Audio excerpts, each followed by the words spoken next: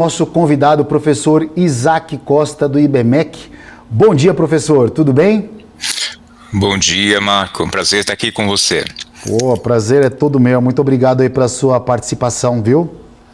Professor, eu queria já começar com a pergunta que você acha sobre essa sanção tácita de lei. Queria que você falasse primeiro o que é uma sanção tácita de lei de ativos virtuais hoje e como é que você está enxergando todo esse movimento aí. Compartilha com os nossos telespectadores. Legal, Marco. É um prazer estar aqui com você aí, acompanhando essa luz aí que você traz todo dia no início do pregão. E esse tema, né, eu acho que ele diz respeito, né, ele é de interesse de todos os que acompanham o mercado financeiro, o mercado de criptoativos, né, também coberto em outros programas aí da BMC News. Nós tivemos hoje pela manhã a publicação no Diário Oficial da União da lei que agora tem número, a Lei 14.178 de 2022.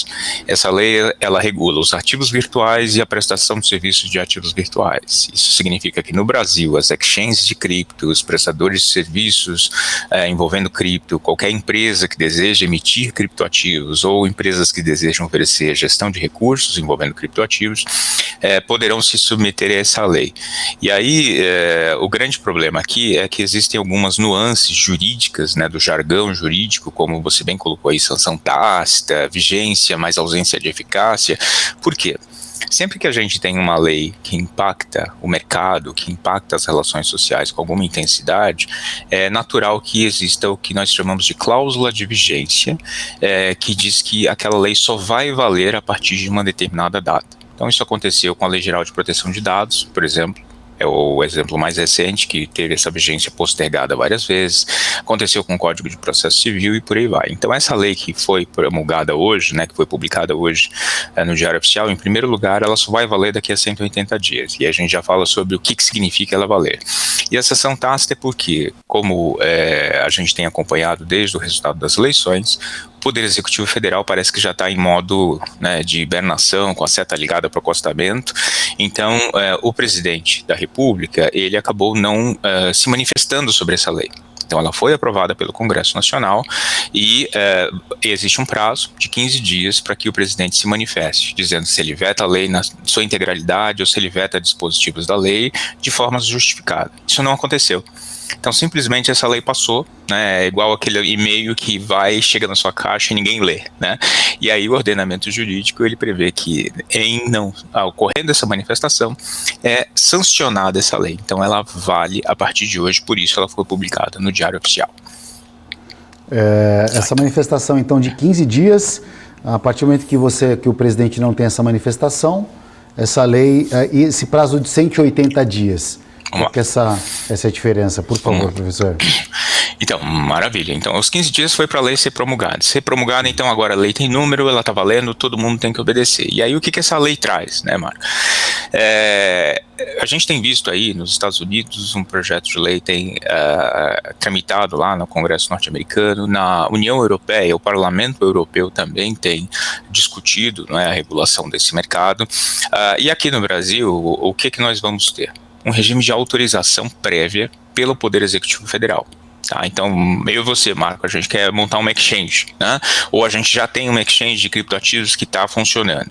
A gente, a partir, né, da regulamentação dessa lei que vai ocorrer em até 180 dias, pelo menos, nós vamos ter que bater na porta do Banco Central, apresentar um conjunto de documentos que a gente ainda não sabe qual é, vai ter que construir uma sociedade, possivelmente uma sociedade anônima, vai ter que dizer quem são os nossos diretores, os nossos controladores, vai ter que fornecer um conjunto de informações para que o Estado possa dizer, ok, você pode operar aqui no Brasil.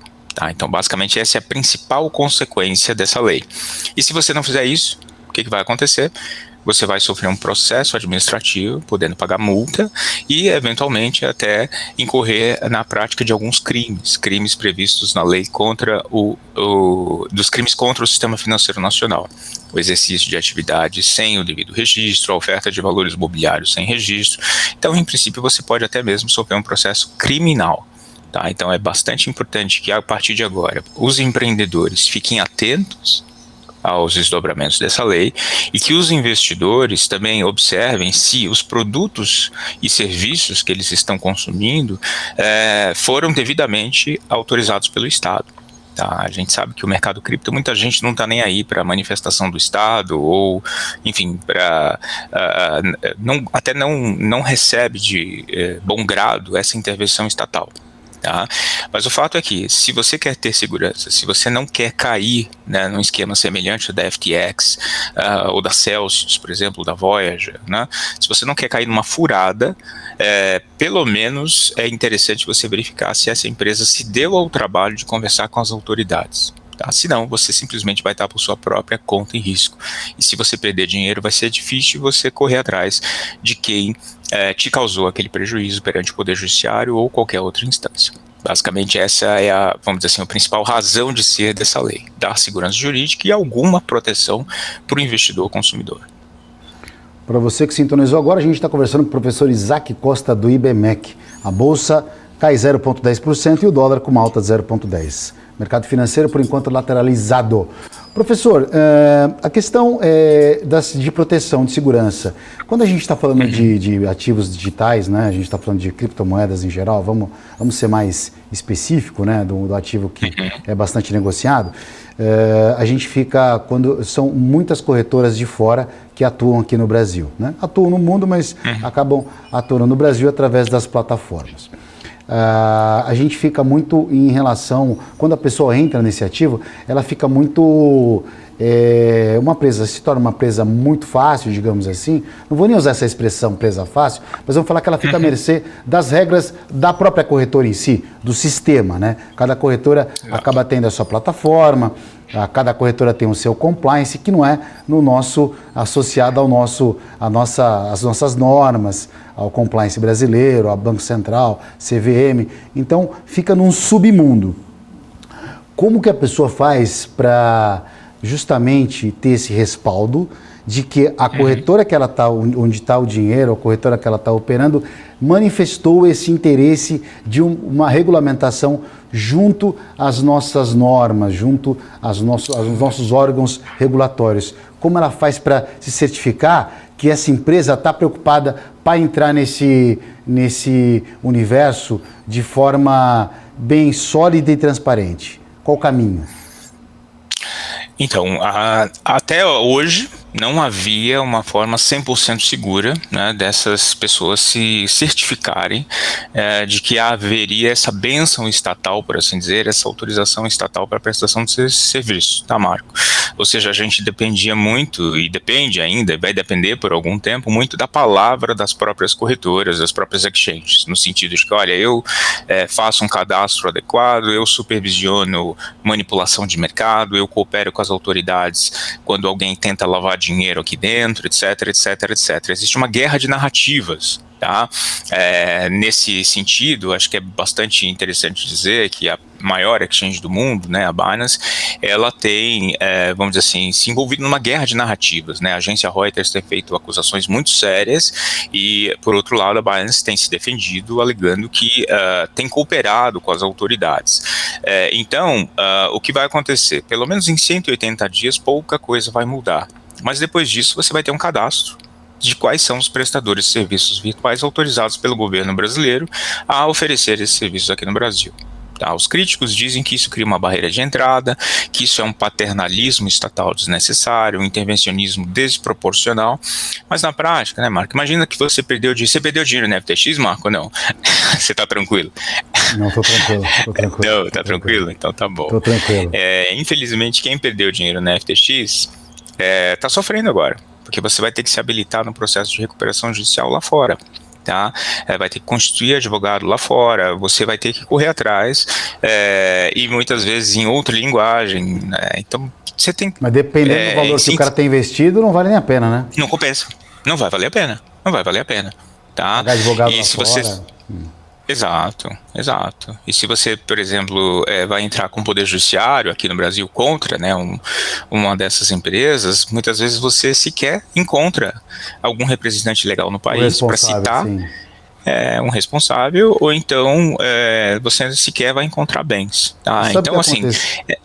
Pode falar. Pode falar, não, pode falar. Não, eu ia te perguntar, não, porque não. assim, eu conheço uma pessoa que representava a FTX, que era uma influência aqui da FTX do Brasil.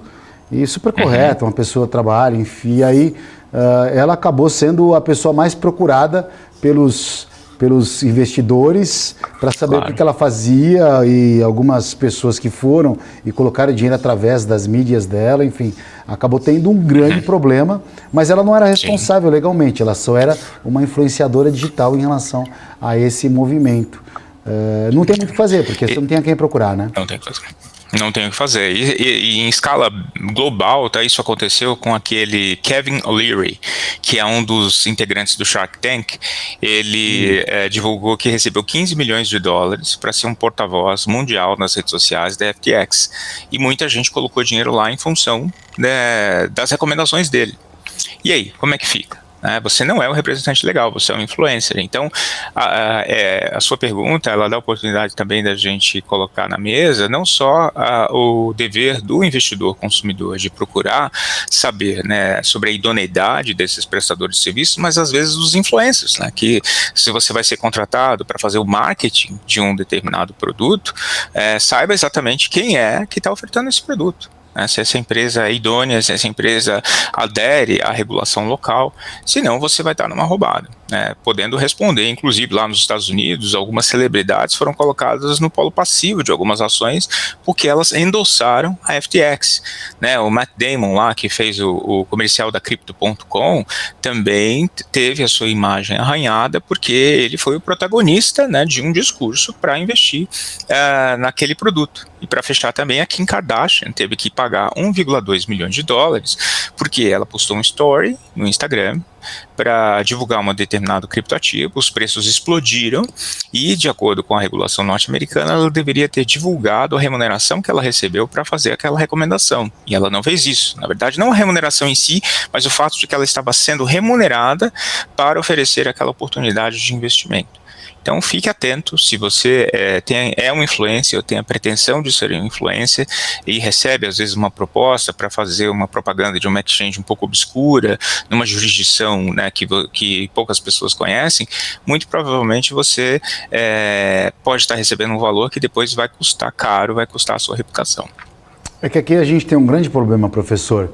A gente tem 1 zilhão de influenciadores que falam principalmente de criptomoedas hoje, vamos falar de cripto, vamos falar de bolsa de um modo geral, né? Porque não existe o filtro, não existe uma qualificação, não existe, qualquer pessoa hoje pode levantar de casa, acordar, pegar o seu history e falar, virar uma plataforma e falar que está operando. Então, não tem uma regulamentação ou algo que proíba as pessoas de fazerem isso. Esse é um ponto importante. Exato. E o segundo ponto é que, devido a essa quantidade de gente falando, as próprias corretoras de criptomoedas, vamos falar corretora em geral, tá? Corretoras de bolsa, elas acabam procurando essas pessoas que têm uma quantidade de seguidores para poder justamente fomentar o seu próprio nome, né?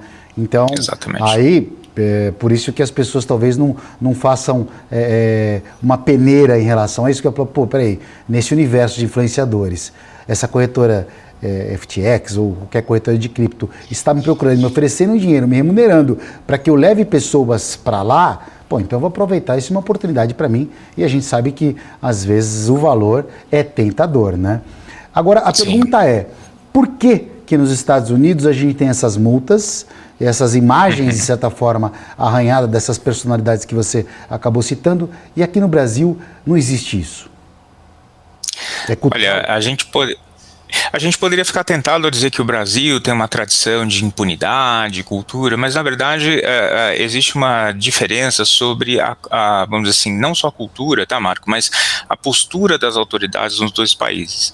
Nos Estados Unidos, a SEC, que equivale à nossa CVM aqui, né, quando teve um novo presidente, o Gary Gensler, que inclusive deu aulas no MIT em 2018 sobre cripto e blockchain, uma das pautas principais do Gary Gensler foi dizer, olha, a maioria desses criptoativos é valor mobiliário, eles estão fazendo ofertas sem registro e eles deveriam cumprir a regulação e não estão fazendo isso. Um precedente muito importante é um caso contra o Ripple, em que alega-se que eles fizeram ofertas, acho que se eu não me engano, de mais de $1 bilhão irregular, e é um precedente muito importante que vai ser julgado no futuro próximo.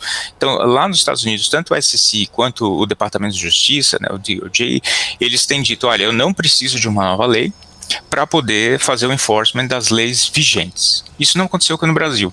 Aqui no Brasil a gente tem lei de lavagem de dinheiro, a gente tem a lei 6385 de 1976, que é a lei da CVM, a gente tem as normas do Banco Central, e o Banco Central no primeiro momento falou, olha, cripto não é ativo financeiro, eu não tenho competência para lidar com a prestação desses serviços. A CVM teve vamos dizer assim, uma ação um pouco mais incisiva, dando algumas stop orders, né, contra a Atlas Quantum, contra a Bitcoin Banco e outras empresas do setor, dizendo, olha, você não pode oferecer esse produto aqui no Brasil, mas também não teve grandes processos ou grandes desdobramentos com multas, tá? Foram mais avisos ao mercado. Então, eu acredito que as autoridades brasileiras fizeram uma opção de esperar pela lei.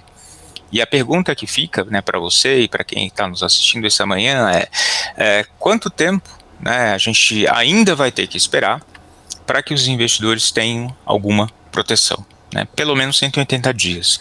Eu tendo a acreditar que esse prazo pode até mesmo ser prorrogado, ou mesmo que ele venha a ser esgotado, a ausência de uma regulamentação adequada vai dificultar a aplicação dessa lei. Tá? Porque não adianta só os 180 dias. O Poder Executivo Federal, Marco, ele ainda vai ter que dizer quem vai regular isso. Então a gente não sabe se vai ser o Banco Central, especula-se que será o Banco Central, mas nos bastidores há movimentos para que outras instituições, outros órgãos do Poder Executivo Federal sejam responsáveis por essa regulação. Então o fato é, aqui no Brasil, as autoridades ainda têm esperado para atuar, e têm hesitado para atuar nesse setor. Tá, isso não se aplica, obviamente, à Polícia Federal nas hipóteses de pirâmides puras e simples, né? Porque eu posso fazer uma pirâmide vendendo gado, avestruz, e o que quer que seja, e algumas pessoas têm oferecido pirâmides com cripto e que, na verdade, não tem nada a ver com cripto. Eles simplesmente usam os criptativos como pretexto para oferecer um produto fraudulento. Então, nessas hipóteses, a Polícia Federal ela não pensa duas vezes e vai atrás de quem oferece essas pirâmides financeiras. Mas, apesar disso, então, a gente não tem o mesmo enforcement, né, a mesma aplicação das normas que a SEC nos Estados Unidos e o DOJ nos Estados Unidos tem feito. Tá? A semelhança da Europa, a gente tem hesitado em aplicar as normas vigentes para esse setor. E, infelizmente, isso tem causado prejuízos aos investidores em grande escala. Bom, você que sintonizou agora, a gente está conversando com o professor de BMEC, Isaac Costa, que para mim é o papa das criptomoedas hoje, né? Conhece tudo do setor. Professor, seria muito fácil dar fácil não, né? Mas um modelo talvez de regulamentação, dar um Ctrl+C e um Ctrl+V no modelo já existente de B3, nos ativos já consolidados, né? Seria um caminho ou isso inviabiliza pelo fato de a criptomoeda em si ser um ativo descentralizado? Olha, a sua pergunta é a pergunta de $1 trilhão, tá, Marco? Essa é você a tem algum pergunta. Caminho? Como você tem algum caminho? Eu sei que você tem algum caminho, eu pergunto porque eu vou, entendeu? De repente, oferecer um caminho para o mercado. Na verdade, assim, a regulação ela existe para mitigar riscos. Né? Que riscos a gente está falando aqui? Risco de alguém mentir para o investidor, né? Dizer que, olha, eu estou oferecendo esse produto, esse projeto aqui, vou fazer isso, vou fazer aquilo, vou fazer acontecer, e simplesmente a pessoa puxa o tapete e desaparece com dinheiro. Riscos de manipulação de influencers que fazem pump and dump, vai subir, vai subir, vai subir, e aí a pessoa se posiciona antes, ou então alguns amigos mais próximos se posicionam antes, e aí vem um enxame de investidores, faz o preço subir, e os últimos a comprarem pagam a conta. Olha, tá? professor, desculpa, então, o Elon Musk claro, faz isso todo dia e ninguém fala nada, viu? Então, esse é um ponto bem interessante. Se ele fizesse isso com as ações da Tesla, né, inclusive ele já teve vários problemas, né, com o regulador norte-americano com respeito a manifestações de ações das companhias que são listadas lá. A SEC até mesmo obrigou ele a fazer uma espécie de compromisso de que antes dele postar no tweet ele teria que ter o aval dos advogados da Tesla, mas obviamente ele passou por cima disso. Mas concordo com você, toda hora ele posta aqui, eu vou aceitar Dogecoin para pagar a Tesla, eu vou, né, Porra. postar foto do cachorrinho dele, aí o preço bomba, é uma coisa de louco, assim. Mas desculpa, Acho que daqui a uns... Claro. Não, daqui a alguns anos a gente vai rir disso, né, mas seria, vamos dizer assim, cômico se não fosse trágico, né. Então o fato é que esses riscos, tá, Marco? Existe uma resposta para eles, que é a regulação vigente. Então, por que a CVM tem uma norma de registro de emissor de valores imobiliários? Por que a CVM tem uma norma de oferta pública de distribuição de valores imobiliários? Por que ela exige que os fundos tenham gestores e administradores fiduciários que tenham deveres e responsabilidades? Todo esse, vamos dizer assim, para usar a palavra da moda, né, esse ecossistema regulatório foi criado para mitigar esses riscos. O problema é que a evolução dessa legislação, ela não é muito racional. Então, no final do dia, o empreendedor ele acaba sendo sufocado com encargos regulatórios, com exigências que muitas vezes inviabilizam novos entrantes. Então, se você é uma empresa pequena no Brasil, dificilmente você consegue acessar o mercado de capitais. O mercado de capitais é para gente grande. Né? Se você quer acessar capital ao menor custo, que seria, em princípio, a via do mercado de capitais, você não consegue. Você tem que bater na porta do banco, você tem que oferecer garantias. Então, esse é um problema grave. Então, a regulação do mercado de capitais, se a gente simplesmente fizer um Ctrl-C, Ctrl-V, como você, né, provocou, talvez ela não seja suficiente, né, ou não seja adequada para acomodar esse novo setor. E, além disso, o caráter descentralizado de alguns produtos também dificulta a adaptação dessa regulação. Então, por exemplo, a gente tem uma norma da B3, da CVM e da B3, né, que a B3 implementa, que é o depósito centralizado de valores imobiliários. Né, onde ficam lá registrados todas as propriedades de todos os valores imobiliários emitidos e negociados no mercado brasileiro. A ideia de depósito centralizado, e a palavra centralizado já está na norma, né, ela poderia ser simplesmente objeto de uma disrupção por meio das tecnologias de rede distribuída. Eu poderia ter um depósito descentralizado em uma rede mantida pelas corretoras, por exemplo. Né? E aí a gente poderia simplesmente suprimir esse serviço que é prestado pela B3. Falando em nível de teoria aqui, tá? A parte técnica, existem algumas nuances. Então, o fato é que, respondendo objetivamente a sua pergunta, eu acredito que, em vez de nós olharmos a regulação do Banco Central, de arranjo de pagamento e a regulação tradicional, a gente tem que tomar como ponto de partida as normas da CVM. Então, o Ctrl-C, Ctrl-V, não é? Ele é muito mais, vamos dizer assim, não a norma final, mas uma minuta. E eu acredito que nós deveríamos todos juntos, né, nós do mercado, reguladores, empreendedores, investidores, empresas de venture capital, deveríamos olhar essas normas e fazer os ajustes necessários para acomodar esse setor. Para dizer, olha, vamos sufocar a inovação? Esse ponto aqui, será que a gente realmente precisa? Tá? E aí, em termos concretos, a CVM tem feito isso no sandbox regulatório. 3 empresas foram autorizadas, inclusive com algumas soluções que envolvem criptoativos, e é algo que o mercado está esperando, os resultados desse ciclo de sandbox, para ver o que a CVM poderá oferecer em termos de flexibilização, em termos de modernização das suas normas. Então, esse já é um primeiro movimento e muito importante aqui no Brasil. De forma análoga, o Banco Central tem conduzido iniciativas louváveis, tem o Lift Learning, tem o próprio sandbox regulatório do Banco Central. Então, eu acredito que a sua provocação ela vamos dizer assim, fundamental para que a gente possa, de alguma forma, acomodar esse setor, acomodar essa inovação, porque o que a gente quer no fim do dia é o quê? É um mercado financeiro melhor. É um mercado financeiro com menores custos para os investidores, com mais transparência, com menos fraudes, com menos manipulação, com menos uso indevido de informação privilegiada, maior tratamento equitativo dos investidores e também um mercado financeiro global. Um mercado financeiro onde eu tenho uma diminuição da fricção, né, das movimentações de recursos entre países. Então, se a gente colocar na mesa os objetivos, o que a gente quer para o futuro do mercado financeiro, o que essa tecnologia pode oferecer de benefícios, quais são os riscos que ela oferece, então a gente vai poder construir essa regulação com Ctrl-C, Ctrl-V, não como resultado final, tá, Marco, mas como ponto de partida para o desenho dessa regulação. É muito bonito isso, mas na prática não é o que vai acontecer, infelizmente, sendo pessimista aqui, mas vamos lá. É porque essa tecnologia, ela requer também tecnologia, né? Acho que tem que ter uma estrutura muito Exato. grande para poder fazer o filtro, um compliance de tudo isso, deixar tudo regrado, tudo muito no automático, né? O Banco Central, eu estava lendo uma matéria há um tempo atrás, professor, que o Banco Central Europeu, ele começa a ver alguma coisa em relação a essas criptomoedas, aos criptoativos em geral, né, principalmente ao euro digital, para outubro de 23. Ele começa a olhar só a partir de 23. E essa informação de que daqui 180 dias a gente começa a ter algum olhar um pouco mais